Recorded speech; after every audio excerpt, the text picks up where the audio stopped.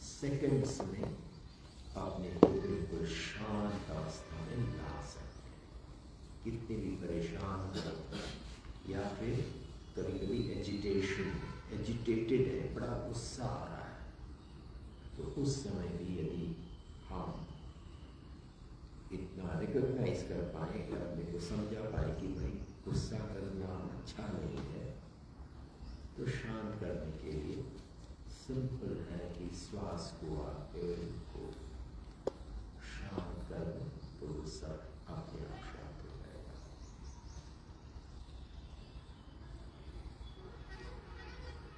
Good. अब हम चलते हैं अनुलोम विलोम। तो अभी बिल्कुल पेट ही जितनी ब्रीदिंग करा पा रहा है उतनी ही ब्रीदिंग हम करेंगे। फोकस ब्रीदिंग में नहीं है, फोकस माथे पर, मन और हमारा चित्त, तो फोकस उस दिशा में बना रहेगा और पेट का मूवमेंट सबकॉन्शियस अपने आप हो रहा है, उसके माध्यम से सांस चल रही है।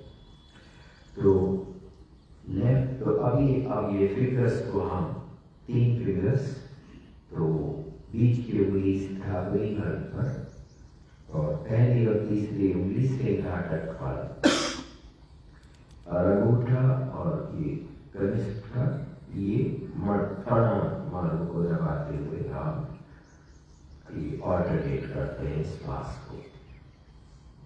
तो लेफ्ट से शुरू करेंगे, स्टार्ट।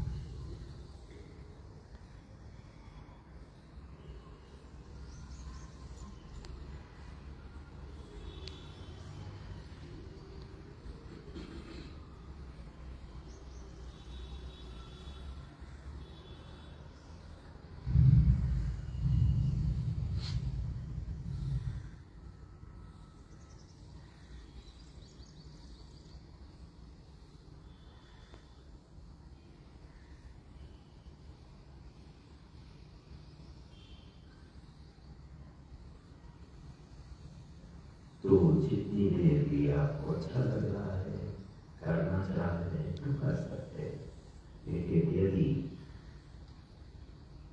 लगे कि थक रहे हैं, अच्छा नहीं लग रहा है, तो डिस्कंटिन्यू कर सकते हैं। या फिर हम अभी अच्छा लग रहा है लेकिन आगे ध्यान की ओर बढ़ना चाहते हैं, तो हाथ नीचे करके दोनों नॉस्ट्रिल से, और इस तरह आप हम ये चेन मुद्रा लगा सकते हैं, ध्यान मुद्रा या चेन मुद्रा,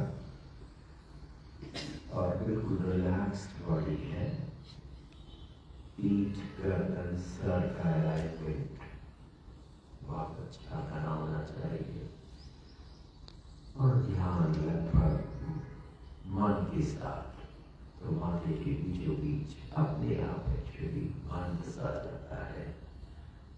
तो अनुभव लेते हुए हम इस चीज को कंटिन्यू रख सकते हैं जब तक कि हमें अच्छा लग रहा है।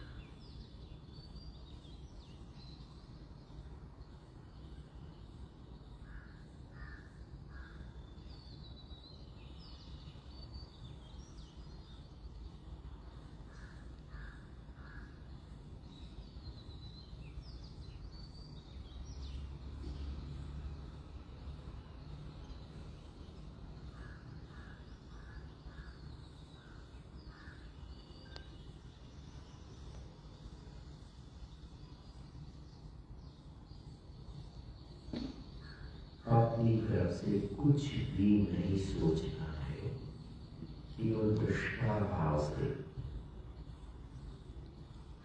कोई विचार आ रहा है तो हम उसके प्रति बड़ी सहानुभूति से देखते हैं, और जो कुछ देख कर जो कुछ भी फिर एक रिस्पॉन्स हमारे अंदर अपने आप होता है, हम एक्सप्रेस नहीं करते, तो उस चीज को भी हम समझते हैं। तो वो जो मन के ऊपर जो आ रहा उसको देखकर जो इस तरह हमारा विचार बनता है, वो वास्तव में आत्मा की इच्छा होती है। क्योंकि इस समय दृष्टा भाव से मैं आत्मा के स्वरूप में बैठा हूं,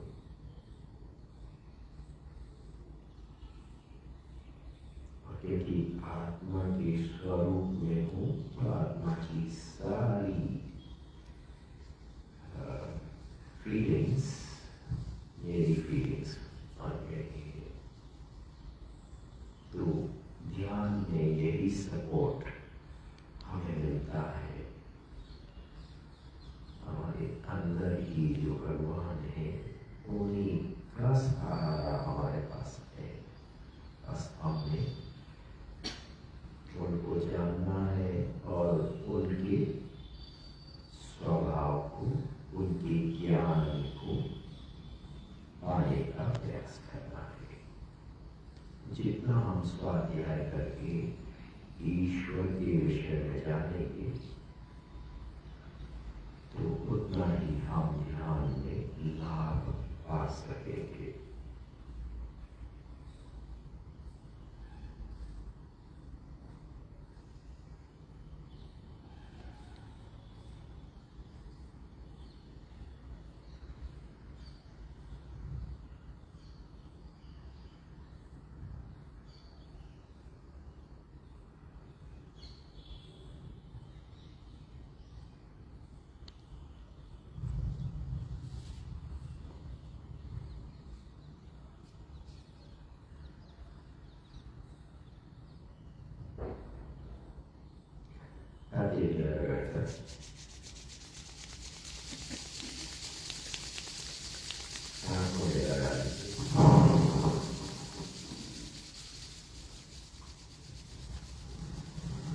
और उंगलियों के ऊपर आंखें खोले, उंगलियां खोले।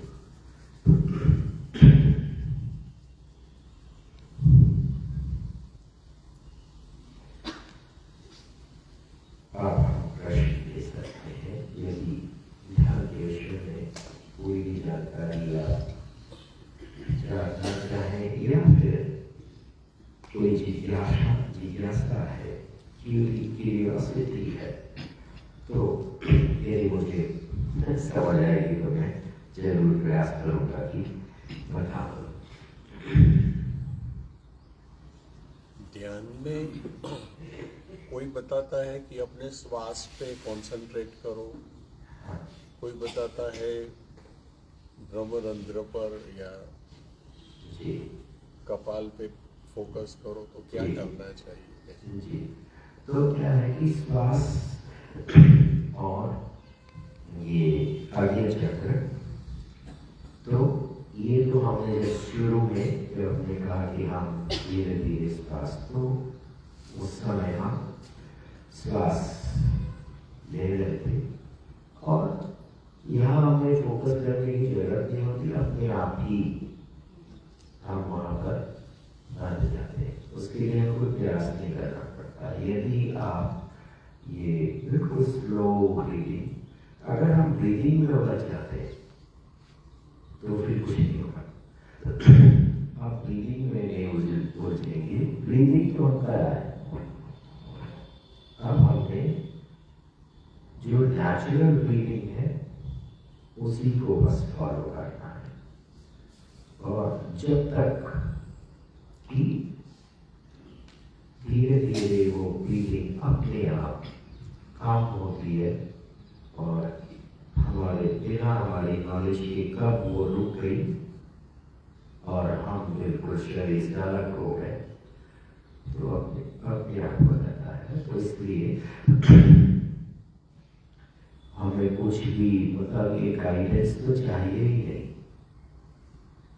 कोई गाइडेंस नहीं चाहिए।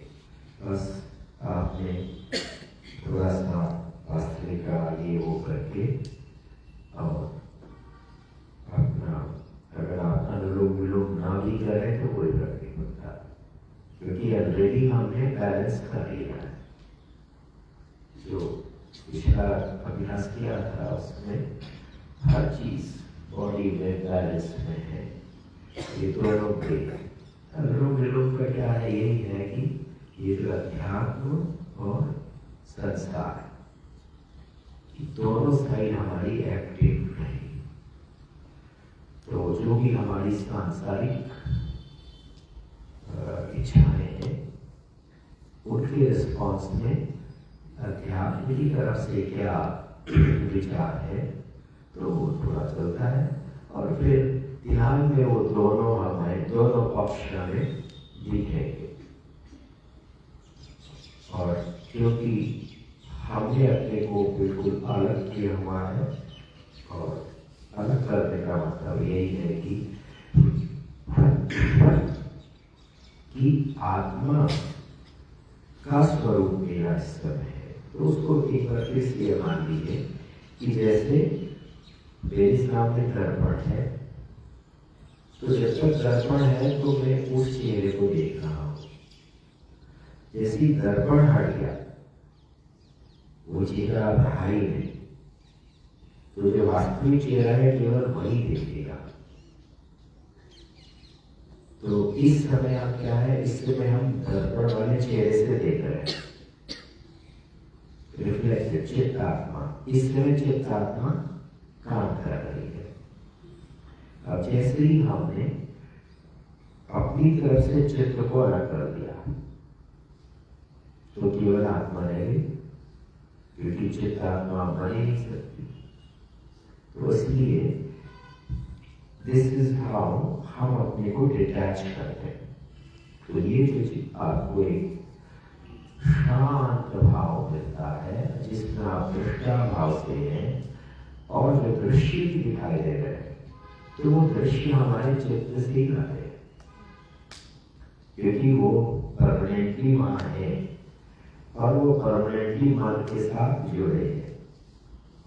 जब हमने अपने को अलग कर लिया तो चित्त में जो भी चीज परेशान कर रही है वो मन के ऊपर बार बार आने लगेगी, और अगर हम उसको जबरदस्ती रोकेंगे तो और ज्यादा आएगी। तो इसलिए ध्यान में हम बिल्कुल अपने को हमने अलग कर लिया, और अलग कर लिया तो हमारा आत्मा का रूप है। इस समय मुझे आत्मा की आवाज सुनाई देती है। तो इस तरह से ध्यान में एक तरफ तो हमारा चित्त बोल रहा होता है मन के द्वारा, दूसरी तरफ मुझे आत्मा की मैसेज डायरेक्टली मिल रही है। तो होता यही है कि जो भी हमारे जीवन की उलझने हैं वो ध्यान में हर समय डोमिनेट करेगी, और हमें आत्मा की तरफ से आइडियाज आएंगे कि मेरे लिए क्या क्या ऑप्शंस खुले हैं, जिनके माध्यम से मैं जो भी ये उलझन मेरी है उसको रिजॉल्व करूं। और ये एक आर्ट है, बस ये ध्यान का आर्ट है कि कितनी देर आप, या आई विल नॉट से कितनी देर, कितनी जल्दी आपका जो भी पर्पस है ध्यान में बैठने का वो हुआ फिनिश। तो कल भी मैंने कहा था मेरे अपने समझ में ध्यान में बहुत देर तक बैठे रहने का कोई प्रयोजन नहीं है। उसकी जगह तो हमें स्वाध्याय में जितना समय लगाए,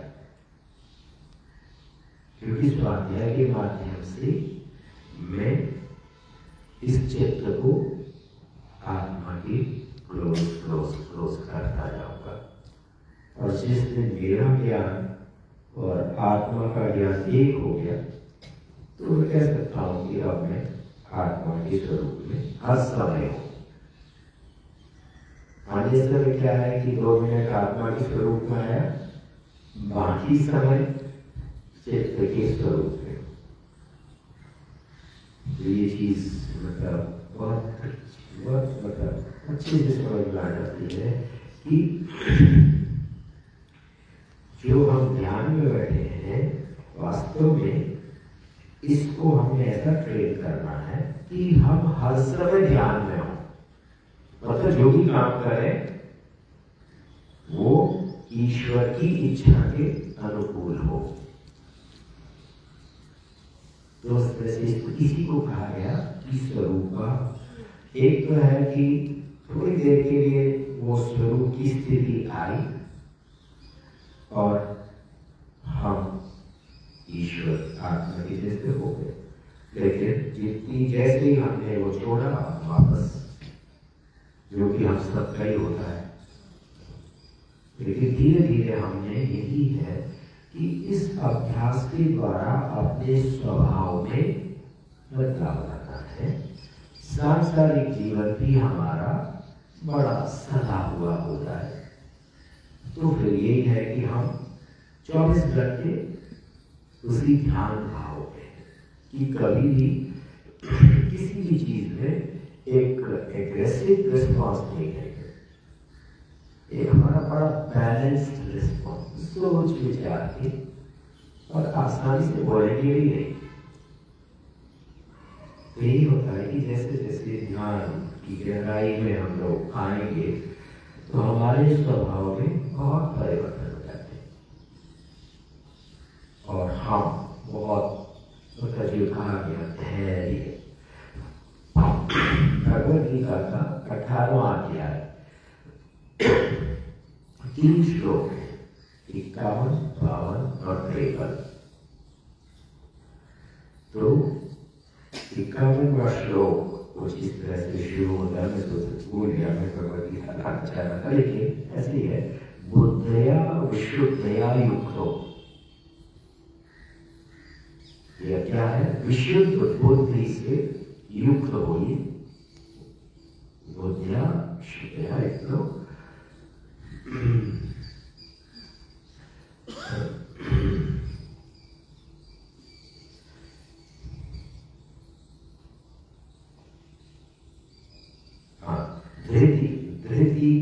धृतात्मानं नियम्य च बुद्धया विशुद्धया युक्तो धृत्यात्मानं नियम्य च। यही है ना हमारा। तो ये धृति मतलब धैर्य, बड़े धैर्य से बुद्धि को आप ज्ञान के माध्यम से हम विशुद्ध करेंगे और धैर्य से अपने को नियंत्रित करेंगे। मतलब डिसिप्लिन इतनी आसानी से नहीं आता, तो धैर्य रखना है। सालों साल लग जाए कोई बात नहीं, लेकिन बने रहेंगे उसमें। और उसके बाद शब्दादि विषयान् त्यक्त्वा रागद्वेषौ उद्दिश्य। तो हमने ये जो इंद्रियां हैं, इंद्रियों को मस्त में लाना है। राग द्वेष इस तरह की जो हमारी ये नॉर्मल कमियां हैं और यही हमारे शत्रु हैं, इनको हमने इनसे छुटकारा विदेश डाल दिया। उसके बाद विविक्त से ही लघुभाषी,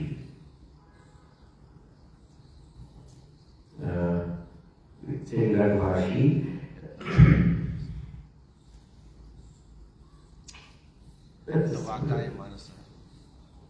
यथावाकाय मानस और ध्यान योग करो नित्यम वैराग्यम स्वभाषया। इस तरह से ये सारा देखिए कितना ब्यूटीफुली सारांश किया गया है कि योग मार्ग में आसन करने के चक्कर में ज्यादा देर नहीं रहना। उसका मुख्य उद्देश्य है कि शरीर से हम बिल्कुल स्वस्थ हो, शरीर हमारा शरीर हमारा बिल्कुल बढ़िया बना रहे और हमें बस विचारों को ही देखना है। तो ध्यान योग करोगे वैराग्य, तो वैराग्य बहुत जरूरी है। बिना वैराग्य के नहीं हो सकता, क्योंकि अटैचमेंट, वैराग्य का मतलब यहाँ पर है कि अटैचमेंट को हटाना है। चाहे अपने परिवार का अटैचमेंट है, धन संपत्ति का अटैचमेंट है, किसी भी तरह का अटैचमेंट अच्छा नहीं है, तो अटैचमेंट को कम करना है। उसके बाद अहंकारम बलम दर्पम कामम क्रोधम परिग्रह विमुच्य, तो इन सब से भी हमने पूरी तरह से अपने को अलग कर लेना है, और तभी हम ब्रह्म भुवाय कल्पते, तब हम ब्रह्म बनने की कल्पना, इच्छा हमारी पूरी हो जाएगी। तो इस तरह से ये योग मार्ग में जो हम ये मतलब जो भी कर रहे हैं, आसन, प्राणायाम, प्रत्याहार, तो ये जब तक हमें इनकी गहराई नहीं है, समझ नहीं है, तो आजकल जैसा हो रहा है, जैसा आपने कहा कि मेडिटेशन भी ये मेडिटेशन है कि किसको फॉलो करें, और वास्तव में वो स्वयं नहीं जानते कि भाई अगर हम किसी को अपने हिसाब से प्रॉम्प्ट कर रहे हैं, तो उसको तो फ्रीडम ये ही नहीं चाहिए कि वो अपने हिसाब से विचार करे। तो ध्यान वो स्थिति है जहाँ पर हमें कोई भी मतलब इनिशियली, जैसे हम मंत्र का सपोर्ट ले लेते हैं कि हमने वो श्वास का सपोर्ट लिया, जैसे मैंने अभी कहा कि इस हम केवल जितनी इजी नॉर्मल ब्रीदिंग है वो हमें 1 मिनट नहीं लगता, वो हमें बिल्कुल ध्यान की स्थिति में पहुंचा देती है। उसके बाद हमें वो सपोर्ट बिल्कुल नहीं चाहिए। अगर कोई कहता है वापस ब्रीदिंग में आ जाओ, तो या फिर हमारे मन के ऊपर विचार आने लगे, तो कहते हैं नहीं ये तो ध्यान भाग हो गया, आप वापस। तो ध्यान तो है कि वे जो विचार आ रहा है उसको आने दो, जब तक वो शांत नहीं होगा तब तक वो आपको हिट करेगा। तो उसको तो योग चित्त वृत्ति निरोधा, कि हमने यहाँ पर जो भी परेशानी है उसको शांत करना है, उसको बुलाना नहीं है। तो हम टेम्पररी अगर 5 मिनट के लिए हमने बुला दिया, या 10 मिनट के लिए हम बिल्कुल शांत बैठ गए, मन में कोई विचार नहीं आने दे रहे, तो चित्त में तो बिल्कुल ज्ञान है।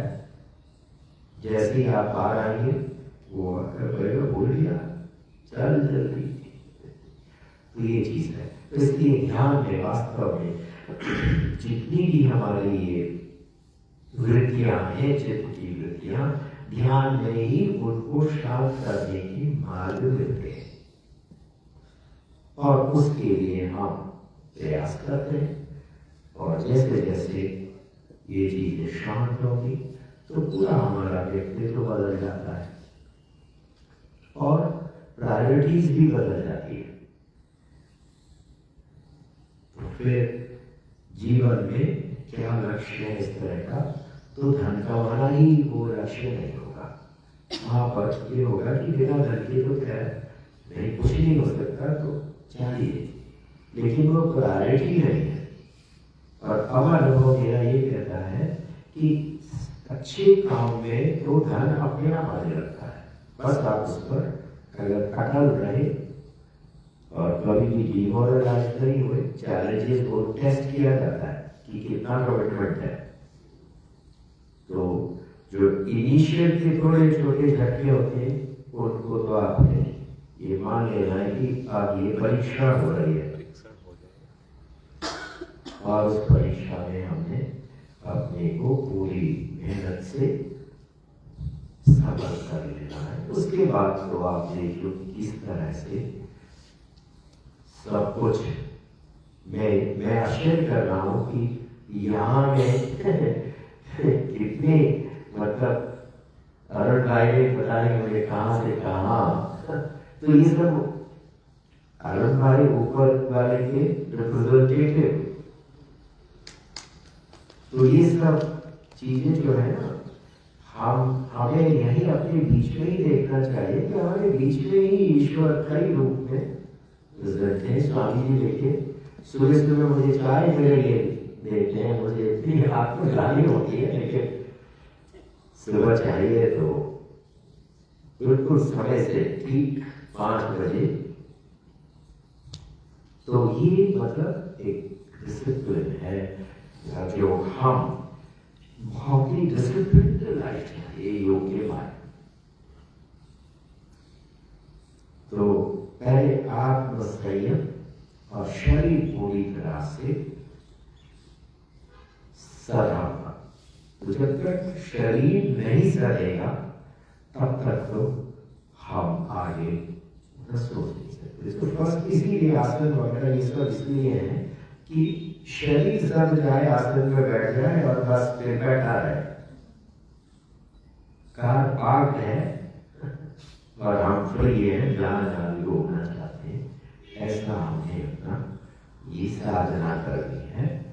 जो हमारे योग की साधक है, तो आप लोग वहीं से तो ये पोस्टर में नहीं बैठना है, आपने हमेशा बिल्कुल सही पोस्टर पर बैठना है। अभी से वो ट्रेनिंग कर लीजिए, तभी फिर काम चलेगा। नहीं तो बहुत जल्दी आप भी फिजिकली वो यार यहाँ दर्द हो रहा, अभी ऐसा हो रहा, वो बिल्कुल पक्का है। तो इसलिए ये जब तक हम आसन नहीं साध रहेंगे तो तब तक शारीरिक तौर पर हम नहीं कर सकते हम पूरी तरह से फिट है। और कोई प्रश्न? सर, ध्यान करने के बाद नींद, थोड़ी सी नींद जैसा लगता है कभी कभी, तो मतलब वो ध्यान नहीं था। ध्यान के बाद तो आप बहुत ही you come out like fresh, बिल्कुल, एंड दिमाग इतना मतलब तेज उसमें रहता है, चेहरा ओज से पूरा। ध्यान के बाद जब आंखें खोलते हैं तो रोशनी अलग लेवल की, हाँ, मतलब फीलिंग अलग होती है। यस, सो वो थोड़ा सा अभी शरीर में मतलब तामस है, भारीपन है, तो इसलिए जब तक वो भारीपन नहीं निकलेगा तब तक अभी हम नहीं कह सकते कि अभी हम ध्यान वाली स्टेज के लिए तैयार हैं। So body needs little more attention और वो पूरा अच्छे से होगी। तो मेरा तो वो अनुभव है, मेरा अनुभव है कि ध्यान के बाद तो बहुत जबरदस्त क्लैरिटी होती है, हर चीज बिल्कुल साफ दिखाई देता है और शारीरिक शरीर बिल्कुल बिल्कुल सही। तो यही विश्राम करेंगे, खास 3 बार ओम मंत्र का जाप कर लेते हैं। ब्रीथ इन,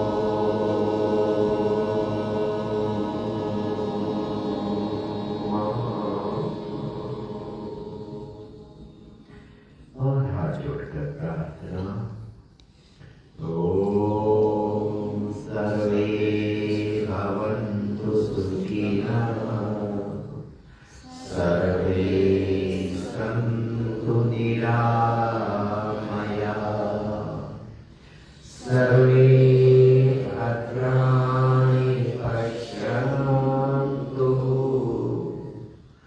मा कश्चित् दुःखभाग् भवेत्। ॐ शान्ति शान्ति शान्ति।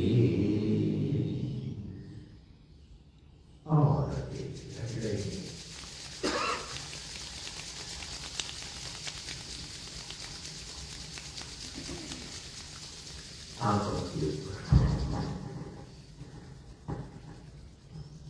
ऊपरी आंखों के ऊपर आंखें